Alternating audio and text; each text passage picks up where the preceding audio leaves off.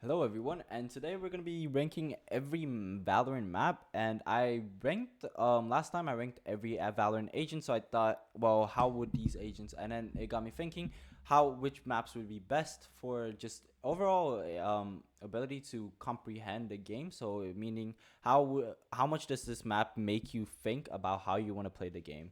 And that's how I'm gonna be ranking it based on, and just like entertaining overall to watch and play. So Ascent. I think Ascent is gonna be SD in my opinion, because sure it may seem like a slow map, but I think especially like when you get to coordinated setting, it becomes like a map where it's really technical because of the things that of how you play. Because Ascent kind of forces you to play step by step.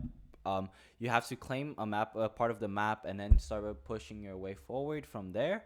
So I definitely think it's, in terms of maybe entertaining, it might not be the best, but I think in terms of like strategy wise, I think it's the one that forces you to play the most strategic. So Bind. I think Bind for I mean Bind is kind of biased because it is my favorite map, because I think Bind is pretty entertaining because of the flexibility that it offers. You know, people are running Yoru, people are running Jet Rays, people are running Neon sometimes even Chamber. Like people are just running a lot of different things in Bind, and I really like that. And I also think it's very entertaining because people are just like running in, getting hit by cipher trips. So and like the compositions are really dynamic. Breeze. I think Neo Breeze is definitely better than Old Breeze, but I think I'm still gonna leave it at B. Just because I think like in terms of strategy, I think it's pretty similar to how it was before. Run a jet, maybe raise, Viper, maybe double smoke, maybe double initiator.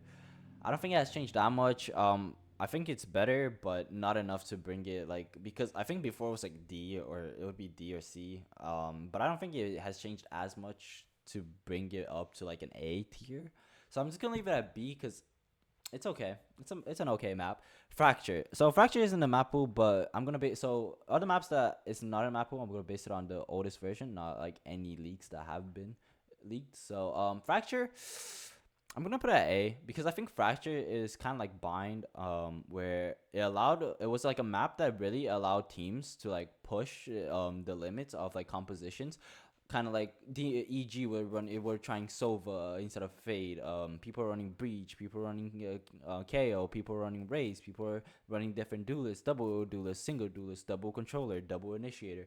So people were trying like a lot of different comps with this map, which I found like really entertaining to watch because like you didn't really know what to expect.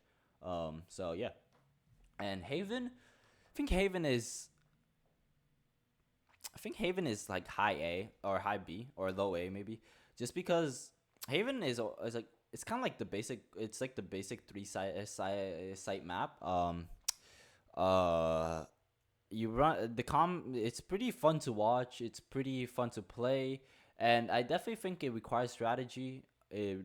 So it's not. It's an okay. It's a good map. It's a good map. Let's just leave it at that. Icebox.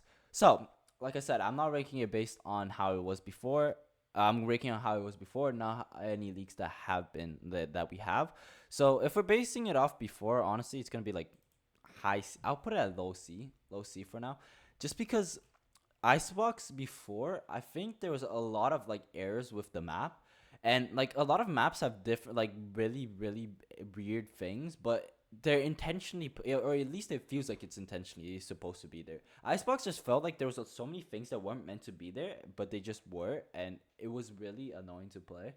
Um, and I think like the strategy, there wasn't like, it didn't feel like a very strategic map, or at least it felt like a very 2021 map, should I say, where it's a lot more like, oh, just run duelist, run it down, run it down A, run it down mid, run it down B.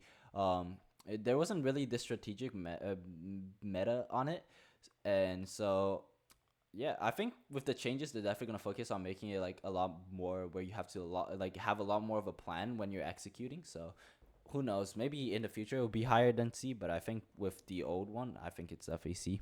Now Lotus. Lotus, I'm gonna put it above Haven.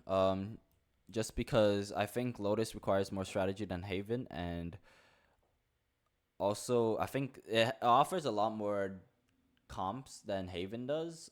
with Astra or Omen, Viper, double duelist sometimes, double controller sometimes, double initiator. Some people run actually. So I think it definitely offers more diversity in what you play. And I also think when it comes to executing, it requires more like plans, because Haven always felt more of like you get intel and then you just kind of like run it. You don't really have to think, at least you don't have to think about what else, or because like there isn't really a lot of angles that you have to clear. Haven, let's say for like if you're pushing down A site, you really only have to clear A site. Sure you can clear it pretty easily if you have like a Sky or maybe a Fade even, or like any, or a Sova. You normally play Sova as well. Like just to send a drone in there. I figure like Lotus, you have to use it. It forces you to play a lot more for like each spot of the map. Like some people can sometimes you contest for Rumble, sometimes you contest for C. C like the area C outside for where I don't remember, like hill. I don't remember what it's called, but sometimes you contest that. So I just see like a lot more like planning involved, because like you actually contest for different areas of the map. I don't see that happening too much in Haven. So Pearl, oh my god, honestly, Pearl, D, because like I felt like every time you would play pro, it got so repetitive. You plant spike, play post plant. If they planted spike, it was pretty much over, because you just play post plant, you just spam, right? So like I swear you most of the time you'd see more kills through a smoke than like actual like kills. So and it was just a B. It was B. I'm pretty sure, which was like the one that looked like a CS:GO map that had like the big pillar in the middle. It was like you'd run it down B, try planting spike, run harbor Viper and plant the spike, run away and send in Molly, spam through a smoke. Like it was so annoying to play, and it felt like really repetitive to watch and play. Split, I think Split in terms of like rank might be a high A, but I think I'm gonna put it at S, low S, because it's not a map that you see too much diversity. Normally, you will see the same smokes as in Omen, or Astra, and then Viper, Sky, and then Raze Jet sometimes, or maybe like a Raze and a Sentinel. But I definitely think it's like a map that is really fun to play. It feels like, because like even though you don't have the same, even though you might have the same comp, I think you can definitely like you can do so much with that comp that you have, and it definitely allows for the diversity, because with the comp that you have, you can do so much different things with it in the split. You can like slow exec into like you can and it also focuses a lot more on like two specific parts of the map, where it's mid control and ramp control and mid control or heaven control, whatever. Those two are the most important, because it allows you full access to the map pretty much. So you pretty much just fight for those locations, which I find pretty interesting to watch. So yeah, and now Sunset. Oh, Sunset, huh? I think I'm gonna put it like above Haven. Just I feel like Sunset is really fun to play, especially and watch, because it gets so chaotic. You can test for A, you can test for B, you can contest anything and everything. You can contest. You can contest mid. You can contest A main. You can contest for B main. Like you can test everything, and it becomes like so much fun. And especially when like you would just have like that team fight mid, that's like where it gets really fun, because it gets like you don't know what's gonna happen. Anybody can come on top, but overall it isn't a very attack sided map so far from what I have seen. So yeah, but yeah, these are my tier list. I think most maps are pretty good. There are just a couple maps that are pretty bad. But I'm sure Riot is gonna fix it eventually. Who knows? But yeah.